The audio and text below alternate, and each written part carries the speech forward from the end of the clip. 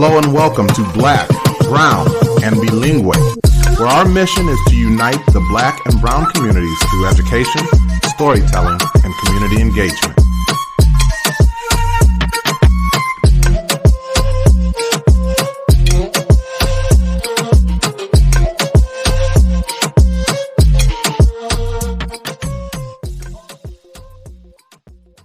The vision of Black, Brown, and Bilingue is to be part of creating a world in which Black and Brown identities are affirmed, bilingualism and biculturalism are nurtured, and equity is the driving force behind all that we do.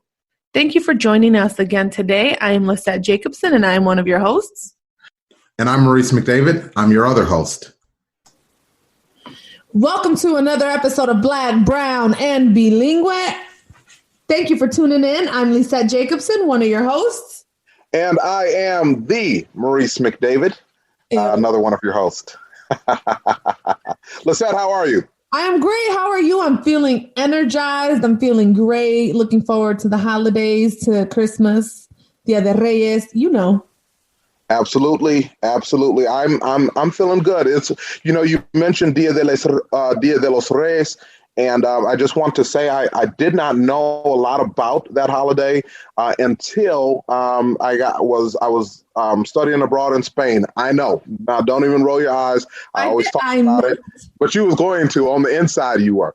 I always talk about my studies abroad. But anyways, studying abroad and was in Spain for Dia de los Reyes. And they had a parade and everything. It was incredible. Yeah. Have you heard the Burrito Sabanero song? No. It's my favorite, and just know that it's tuki season.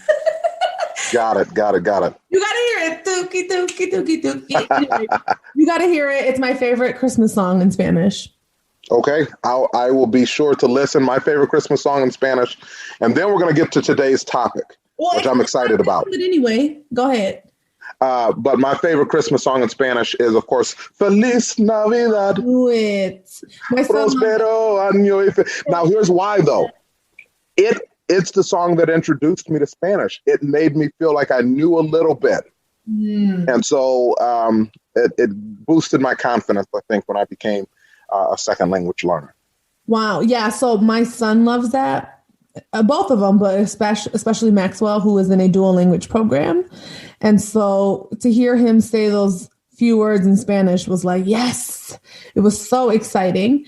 But actually, that kind of brings us to our topic for today, because I want Maxwell to be bilingual and bicultural because he comes from a bicultural, biethnic, what would I call this? I don't know if I would say biracial, but bicultural household.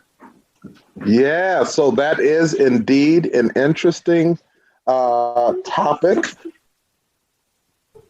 So, yeah, bicultural, I think, makes sense. You certainly could argue biethnic. We talk about, my wife and I certainly call our relationship an interracial relationship. But again, that gets into the whole history of it all. What is race and ethnicity and culture and language and how all of those things play out? Yes. And so I think what we should do, though, is start off with kind of our own experiences like we usually do on Black, Brown, and Bilingue. So for those listeners who may not know, could you give them an idea of, the dynamics in your relationship?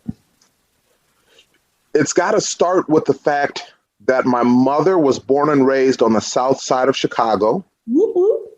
2 Black parents, married until my grandfather passed away, which was before I was born. My mother, however, left the south side of Chicago and came to DeKalb. While she was married to my father, she attended NIU. Well, she initially came to attend NIU, got married to my father. And when they divorced, my father went back to Chicago and my mother stayed right here in DeKalb. And why is that important? Well, because when I was growing up, Black people made up 12% of the school population. Wow. And the schools were not purposefully put together like they are today, where maps include this neighborhood and that neighborhood in order to have some equity, right, and amongst the schools. So I grew up going to Tyler Elementary School, Lincoln Elementary School, and being one of one or two Black kids in each classroom. And then I moved to Eden's Gardens, which was one of our subdivisions that included housing, and started going to Jefferson Elementary School, which at that time was over half Black. So I bring all that to your attention because for me, having been born and raised here in DeKalb, I always felt very comfortable around white people. Always felt very comfortable around white people. Mm-hmm. And in fact, I go to a church that is interracial. Mm-hmm. And so all of that leads into that idea that I am indeed married to a white woman. However, there's a lot more to it. There's a lot more to it. Topic. The more that I stop and think about it, it's like, yeah, it's heavy. But I think I want to go back to our Black-Brown divide episode where your auntie said. All right, so yeah, to reshare that story. I had no hesitation about liking anybody who I thought was beautiful. Mm-hmm. So I can think of a young lady by the name of Paris who was Black. I can think of a young lady by the name of Angela. And if they ever hear this episode, they're going to know exactly who I'm talking about. These were my people. They're still folk I talk to on Snapchat today.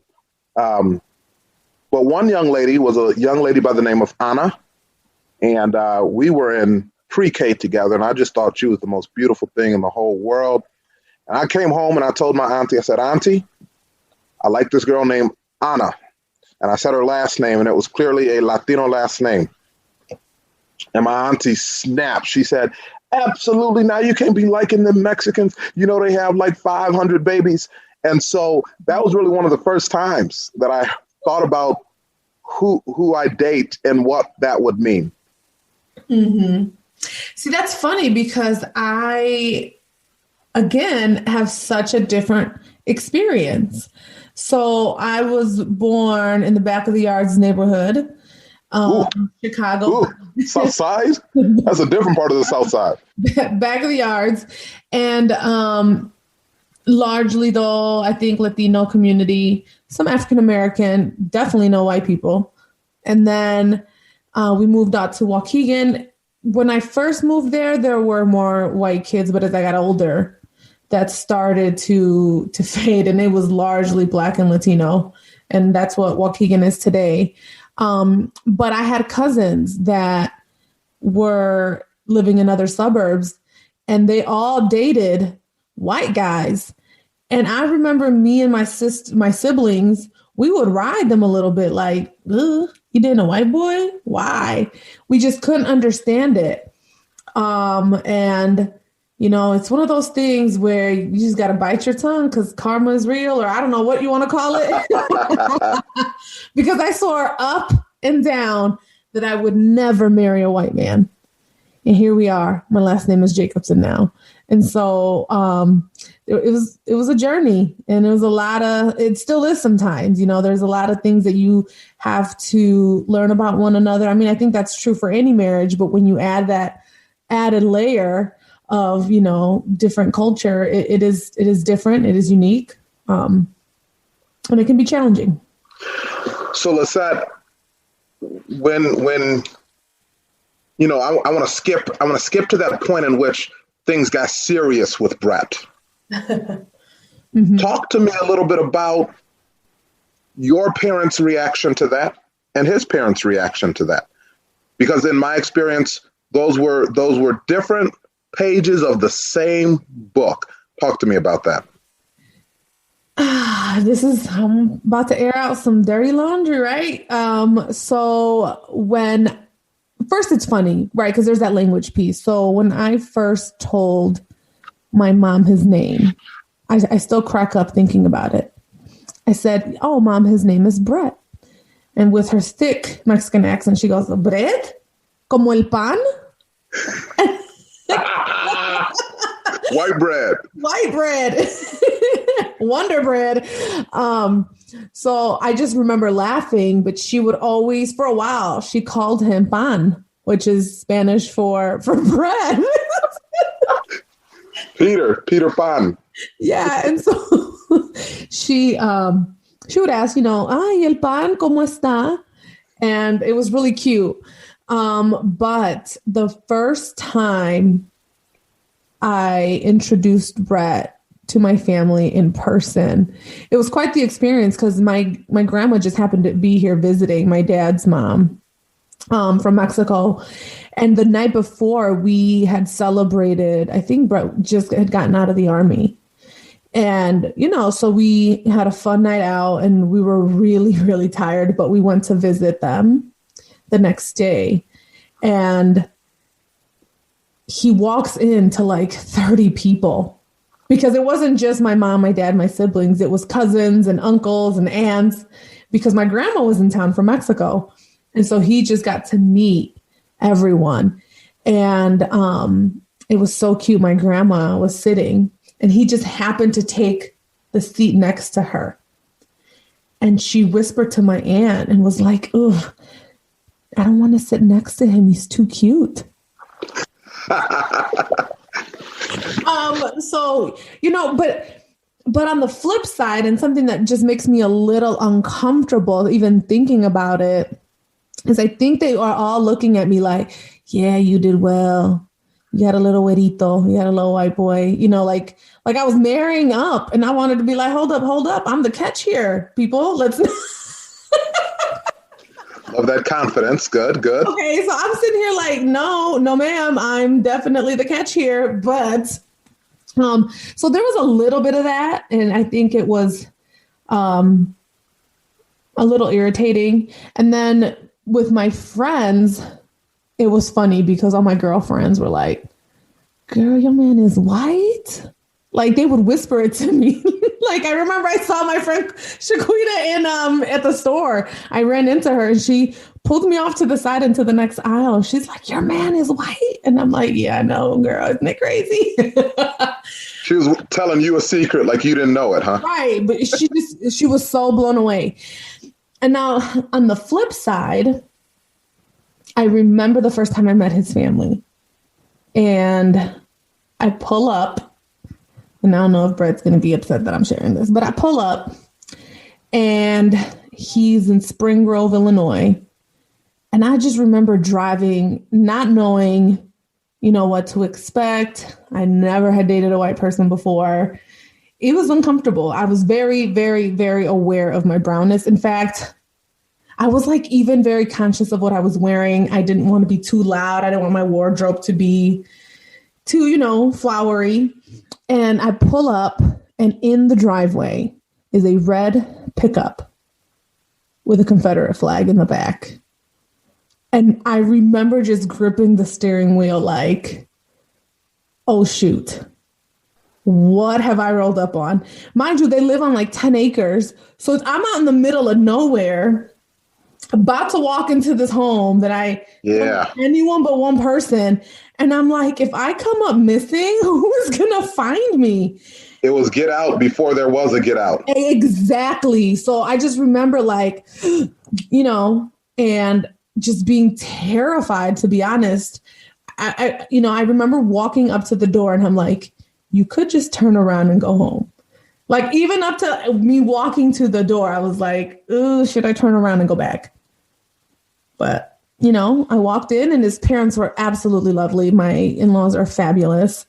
I did feel a little bit though of like, what's like fetishized? Can I say that? A little bit of that, like, ooh, he's got this little Latina. And of course I heard stories of them loving going to Mexico and the food and, all those things. Yes. So many relatable parts of this story. For me, my mother told me I couldn't date till I was 16. So the fact that Samantha and I started dating at 14 didn't count in her book. But as things continued on and things got serious, I saw part of my mother, and Samantha would tell you the same story, that she saw part of her mother that she didn't know was there because it had not yet revealed itself. It hadn't manifested until it was necessary. But my mother at one point told me, and she's probably not going to listen to this, but if she does, it is what it is. Because we've had a conversation about it now as grown-ups. She told me, this was a little while into dating and we were a little bit more serious. In fact, maybe heading towards getting engaged. And she said, you can never be a real Black man without a real Black woman. And that's something that I think about still to this day. And I love my mother dearly. I honor her, would do anything for her. And in fact, just got a chance to see her and spend some time with her. And, but I think that it hit me in that moment that was part of her upbringing. You know, she grew up in 1960s Chicago. Right. And so that made sense for her. That was something that, in fact, I remember she was dating this man by the name of Lamar, a real light-skinned fella, real big light-skinned fella, loose curls. And he was Black. We went in to see my grandmother. This was before my grandmother had passed. And my grandmother leaned over to my auntie and said, who's that white man that Janetta brought with him? Why did she do that? And it was a light-skinned Black, Black man, but grandmama wasn't having it. Again, grandma was born in 1928. Yep. So there were certain parts, again, that just made sense. Now, my mother-in-law, who I also love dearly, sincerely, one of my favorite people. I met her for the first time when I was probably 14 or 15 years old. And I went over to their house and I ate dinner. And she said to me at the end of the night, she said, well, I'll be honest. When I found out you were Black, I wasn't that excited. That is her too. It is. It is. So direct. I love her. But you seem like a good young man. You're a church boy. You play football and you seem to get good grades. So as long as you keep your hands off my daughter, we should be all right. Now, from that point forward, we never had another negative conversation surrounding race. In fact, it's been now 18 years, because that was October of 2002. It's been 18 years. And I've watched my mother-in-law grow tremendously in this area of understanding race and ethnicity and how it plays out. So I think that's been tremendous. Now, you mentioned your friends. Hold up. Before you move on to your friends, though, where's your mom at? And I also want to know, that's a very loaded comment to say that, you're not a Black man without a real Black woman. Do you still feel like that? I don't want to say haunts you, but is that something that you think about often? Do you feel like in any aspect of your life and any of the work that you do, has that propelled you in any way? So my mom today, initially the issue that my mom brought up was that Samantha was not in church. She wasn't apostolic. Today, Samantha is a assistant pastor's wife, teaches Sunday school, knows the doctrine, right? I mean, is a Bible-believing Christian right along with my mother and I. And so that excuse has dissipated, right? Mm-hmm. I think that there are still some culture differences between our just our families that I don't know are inherently based on race, but there are culture differences between our families that still from time to time show up and can cause some of that disruption in their relationship. But I think she counts Samantha as her own daughter. She loves her dearly. She would not change it at all. And obviously loves her grandchildren, right? And we can get to that. Yeah. We'll put that on the back burner. Grandchildren change everything. Definitely. That being said, maybe about 4.5 years ago, I think I was in my first year as a dean, had just graduated with my master's. And I asked my mother, I said, Mama, I don't know if you remember this, but you made this comment towards me. And I think maybe somewhere in the back of my mind, I was hoping or expecting for like yeah, I'm sorry. I'm proud of you. And instead her response was basically, yeah, I did say that. Dang. And then we kind of went on with the conversation. So absolutely, it drives me. I'd be lying if I said it didn't. That's real. And I appreciate it. And that's what we're about, because honestly, that is real. And I commend you for admitting it. Yeah, I try to be a fairly open person. And I hope that if there's a listener out there that can engage with this or relate to this, I think one of the reasons I got into education was a desire to see the Black community in a better place than it was.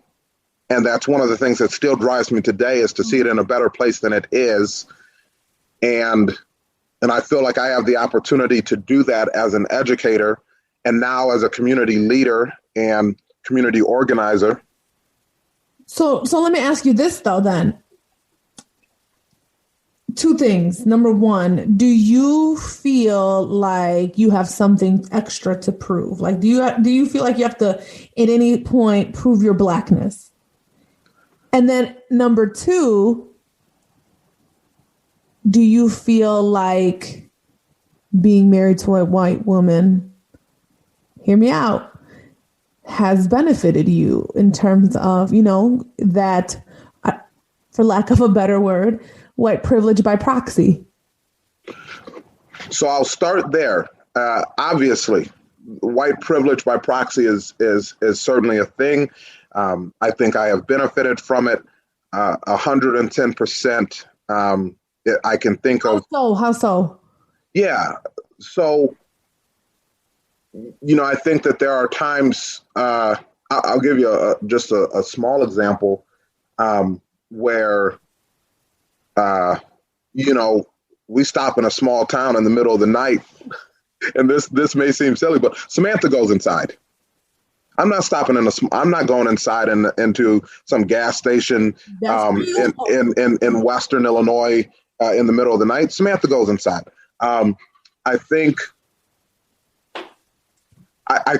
though that because I typically think about things from a Black consciousness perspective, I would say that actually the reverse of what this kind of that privilege is sometimes what often comes to my mind, and things that Samantha and I have open conversations about, that fear that, in fact, there was a Black elder in our community who said to me at one point, he said, you know what, Maurice, this was when I was working at the high school. He said, you know what, Maurice, and he's known me since I was a little kid, 8 or 9 years old. He said, you know what, Maurice, I was not sure about you.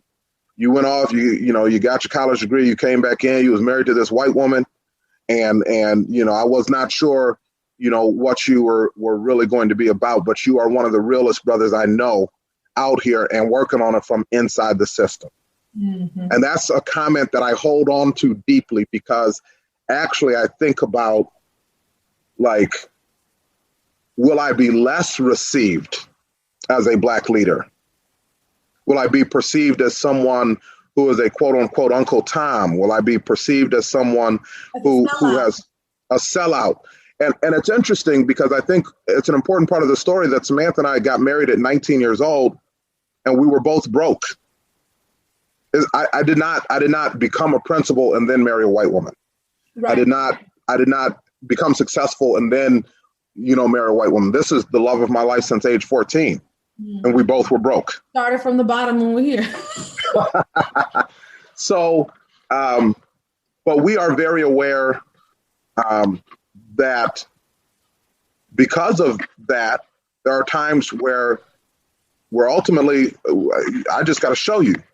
I might not have the credit that comes along with walking in as a Black couple. I might not be given that immediate credit. Well, because there's folks that say that had President Obama been married to a white woman, he would have never been elected. There are a lot of people that have said that. And so I understand kind of what you're saying in terms of credibility, right? Like you've lost you lose all credibility in some people's minds the moment. How could you be for the cause when you're married to a white person? Well, Lissette, I mean, talk about it. Your last name is Jacobson. Oh, Lordy. Yeah. Your last name is Jacobson, right? As opposed to your maiden name, which was Guzman. Mm-hmm. So have there been times where that has privileged you? Have there been times where maybe you have felt like I should hyphenate it or something? Yeah. Oh my goodness. It still is something that I think about. It's funny. When I was telling my mom that we were getting married, like when we were, engaged, I was telling my mom that I was really considering hyphenating my name. And I said, because, down the road, I want to write books and I want to, I still have all these aspirations. And I said, I want people to know I'm a Latina, but if they see Jacobson, if I'm writing about the brown experience, I ain't gonna have any credibility. Like she couldn't really understand that. Her only response was, "Quítate ese Guzman feo." I'm like, Mom. I'm still convinced that had my mom been born here or came here at an early age, she probably would have swirled it up. And I know you hate when I use that term, but yeah, she would have been a swirler. So do I think it has benefited me? Definitely. I think it's funny because I think it softens me up. I think it softens me up to people, like the feisty Latina thing, little do they know I'm as feisty as they come. Right. And so, but I would agree with that. Thanks. But I think that it makes me safe. I'm a safe Latina. I feel like if you were to hire me, it's like, check, she's Latina, and check, she's Jacobson, so she could play both sides. Definitely feel like it has benefited me. On the flip side. Can I pause you real quick? Sure. So I want to come back real quick for just a moment. You said that it makes you safe. And I think that that's an incredibly powerful thing. Can you talk a little bit more about that idea of being a safe minority? Yeah, I think I get viewed as someone who will not challenge the status quo, who will fit in very nicely into the status quo, that will not rock the boat. Someone who is very aware and can easily fit into white normative work environments, and so that makes me safe. I mean, and that goes along with, I'm lighter skinned. So again, that white Latina with a last name like Jacobson, I think definitely makes me safe. But like you, there are more, and again, prior to meeting Brett, I was all about, la raza and la causa and all of that. Like I was super into that. And that's actually what got us talking. Brett is very intellectual. He's very, very smart. And we would have these long, long conversations. And I would tell him about the systems of oppression. And that's where our relationship really kind of started, talking about these things. And, likewise, like what I started to say, though, on the flip side, I feel has benefited from being in a relationship with me because he is a social worker. Most of his career as a social worker was from him working at a prison where, unfortunately, a lot of his inmates, were of color. And so he's able to speak on and connect to and relate to people who are not white because of the experiences that he has had, not only with me, but with my family and my friends, because my group of friends are very diverse. And so I think, it's a mutually beneficial dynamic. Obviously not why we got into it, but I still think as not only as a woman, because you talked about how you were broke. Same. I think people think that Brett, and I talked about this, that I probably got with Brett as like, a gold digger or no, that couldn't be further from the truth. I've always been a very ambitious person, so I've always been driven. But yeah, I think that that's still something that when I walk into a space, I am very aware of the fact that my last name is Jacobson. Even right now as a principal, I make sure I speak Spanish, and I'll even joke about it. Like, sí, mi apellido es Jacobson, pero soy Guzman. Like I always, have to say something so that they know, if I'm being honest, yeah, like I do sometimes think about it impacting my cred. Which is so interesting, that the credibility piece, because I think what we really mean by that is the credibility within our own communities. Yes. And so when we talk about an interracial or bilingual or bicultural relationship, I think it's often talked about from the perspective of the dominant culture. Mm-hmm. But I think that it's important that we recognize that there is just as much stigma surrounding this inside of the minoritized communities. 100%. My brother, who I think perhaps is an extreme case because he's a member of the Nation of Islam, and one of their principal tenets is that the white man is the devil. I love how you laugh.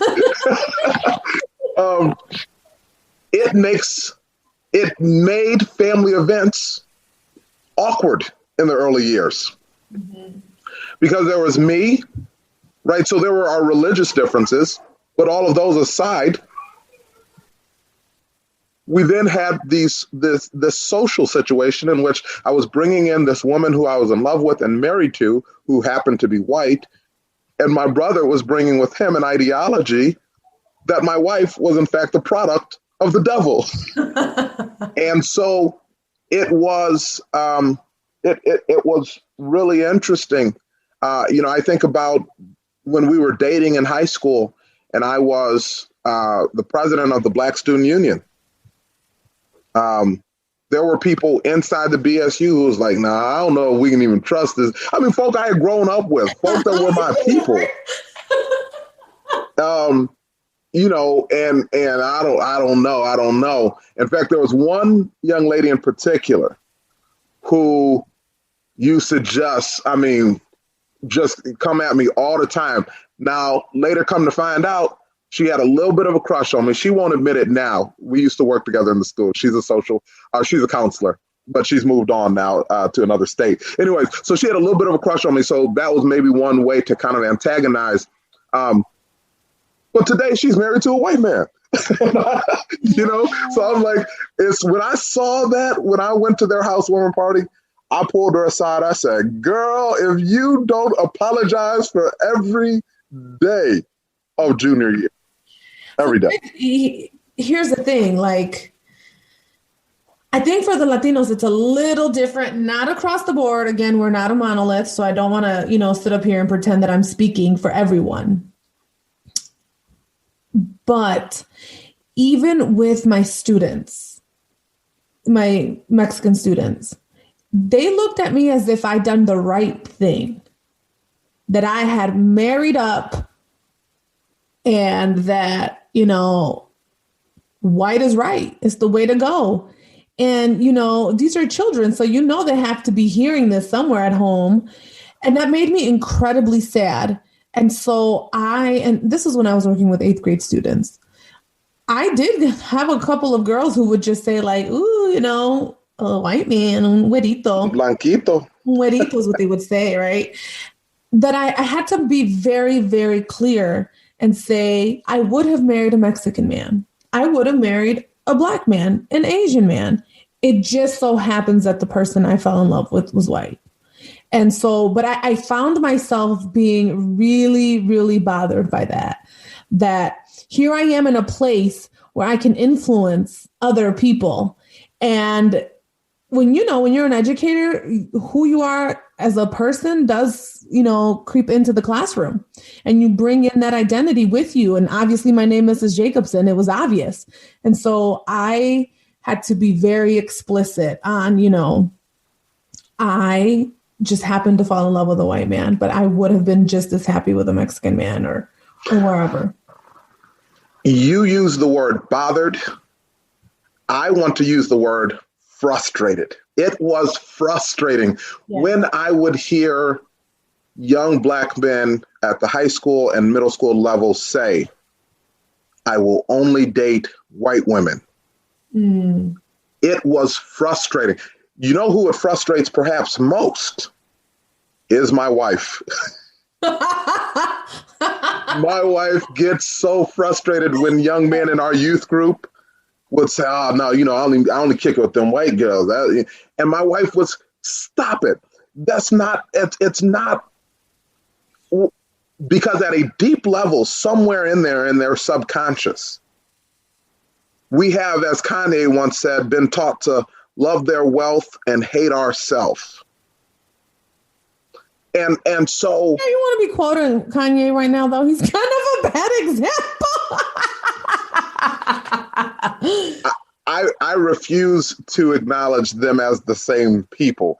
The artistry that he made, that's why I can still watch certain folk and still laugh at the work that they did. I'm able to have some nuance, and separate. So anyway, Kanye, because Kanye's point is well taken. Stop it. How can you say all Black women anything? Mm-hmm. Your auntie? Your mama? Mm-hmm. Your sister? Is that who you're talking about when you say all Black? So it was something that was incredibly frustrating for me.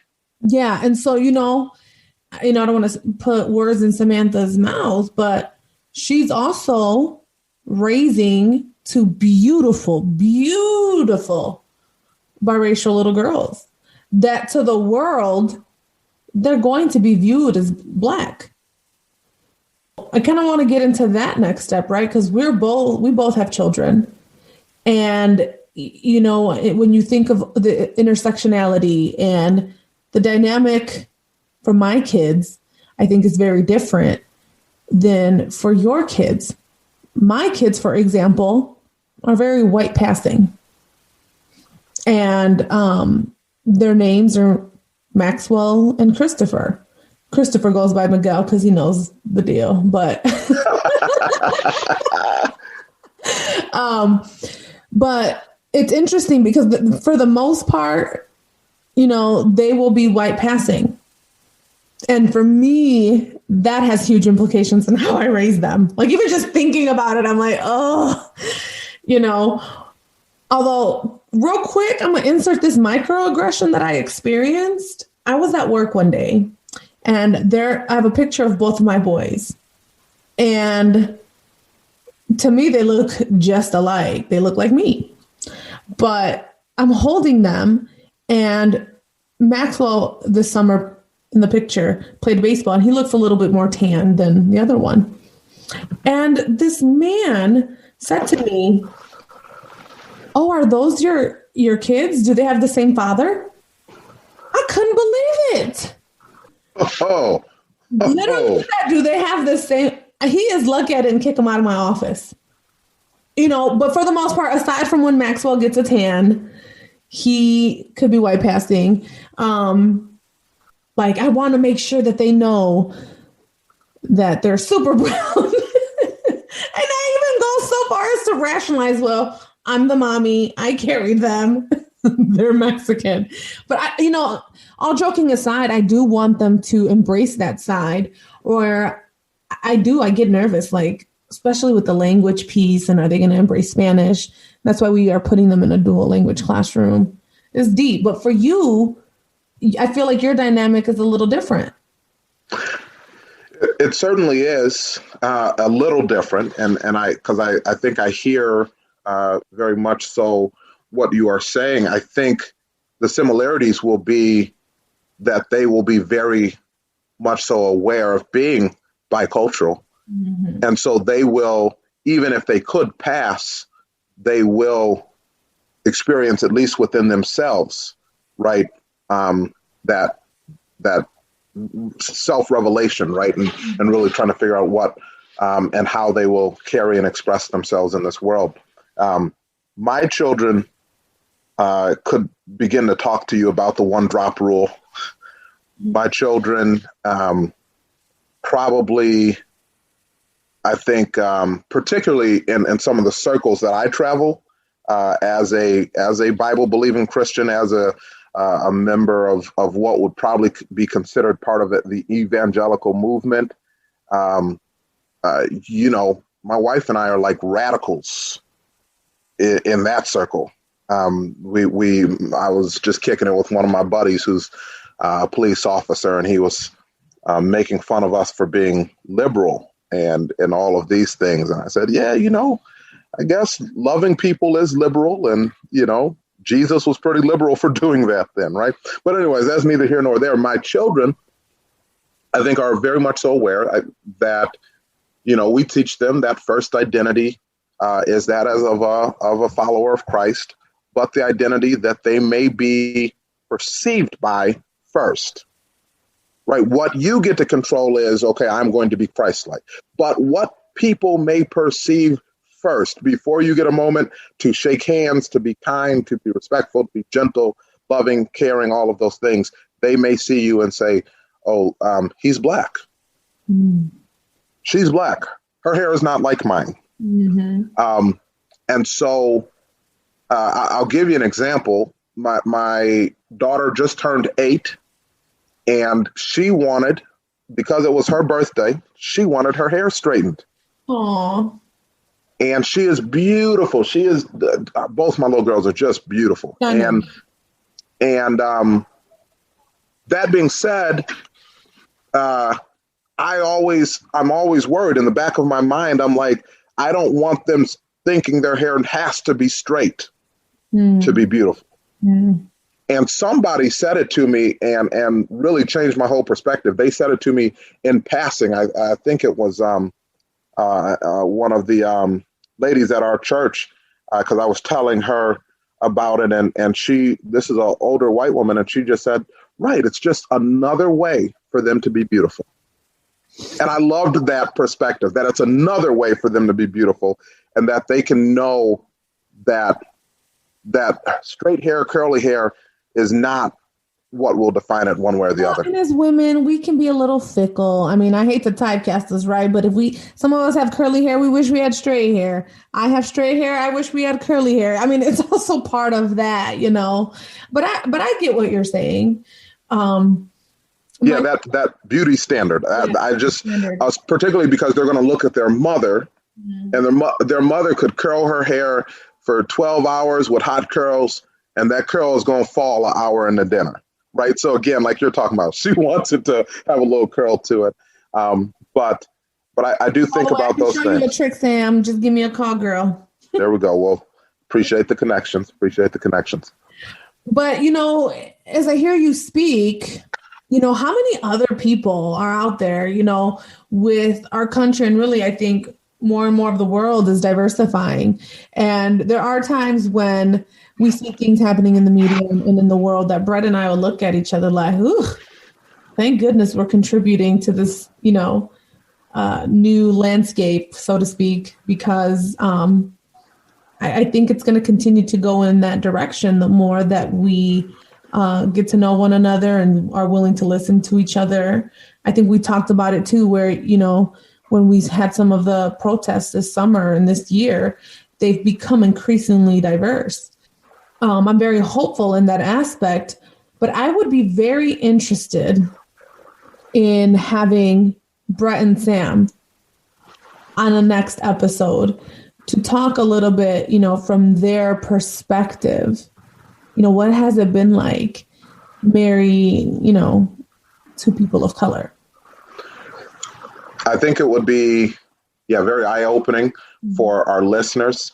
And Lissette, I don't know about you and Brett, but Samantha and I, we engage in that conversation directly with one another. Mm-hmm. We talk about ideas of whiteness and what it means for each of us to be married to the other, and what ways that benefits, and in what ways maybe that has created some roadblocks.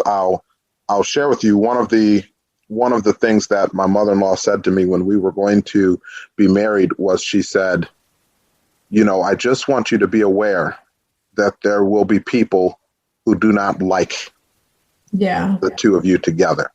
And so I think that we've always had that open conversation between the two of us. So I'd love to have them on. I'd be interested in hearing Brett's perspective, because he's always very, very profound, quiet, but maybe we can get him talking. No, yeah, he is very profound. Again, like I said, that's really where our relationship blossomed, because he was so profound, and we would just talk for hours and hours, all sorts of things.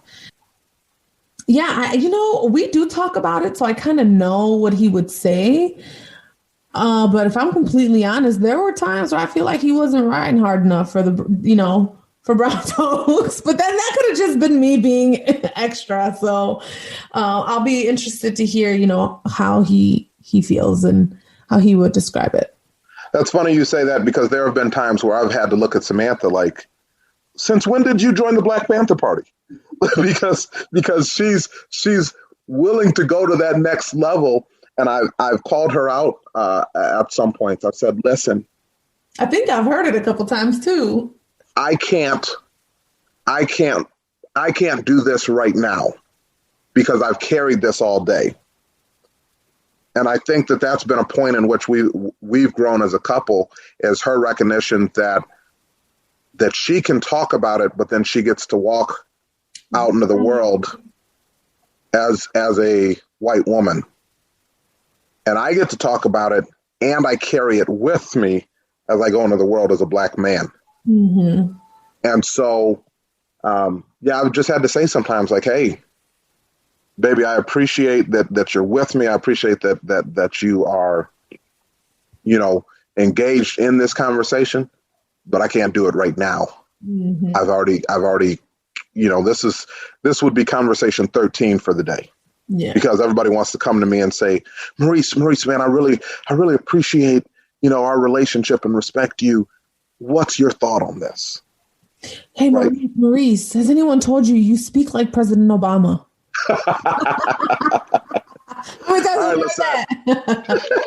On that note. So as we do, tradition, if you want it, or what is the one thing that you would want our listeners to walk away with from this episode? So number one is just know we're going to come back and we're going to bring our spouses with us.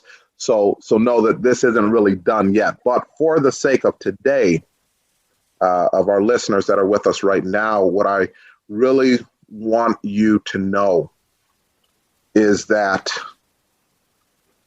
I was in love. Like, that's it. Like, I fell quick.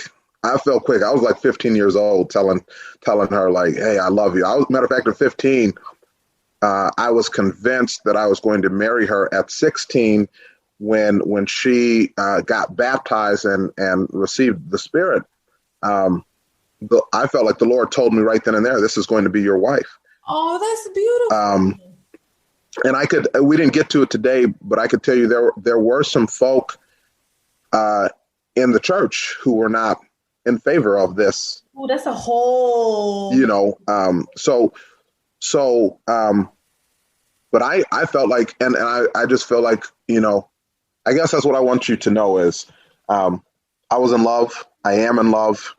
And Lord willing, I'll continue to be in love. And I'm not going to let anybody's prejudice get in the way of that. Oh, that's beautiful. I don't even know if I want to finish with my final thought. How can I follow that up? I think for me, for anyone who is maybe in a, biracial, bicultural, biethnic, mixed, whatever relationship, I could have very easily allowed that Confederate flag on the back of that pickup truck to, turn me away. But kind of like you, Maurice, I saw something in him. Literally, he made me weak in the knees and I stumbled. Like I literally was walking down some steps one day when we were talking. And he kind of just looked at me like, what happened? And I was too embarrassed to say, but he made me weak in the knees and I lost my balance. So I think that's why I walked through that door, even though I was terrified. And so I think really ultimately what it comes down to, as cliche as it may be, is, love conquers all. And you and I and our relationships, I think, are a true testament of that. Beautifully said. And I'm hoping that as we continue to move forward as a nation and as a world, that there is more of that. Mm-hmm. Because I think it adds something wonderful to our world. It's been another great episode. We want to thank you all for taking the time to listen. If you've enjoyed what you've heard today, please be sure to come back. I think you're really going to enjoy the episode, the next episode, in which we are going to have our spouses come and converse with us. So come back, be a part of it. For Black, Brown, and Bilingue, I'm Maurice McDavid. I'm one of your hosts. And I'm Lissette Jacobson, your other host. Muchas gracias for tuning in.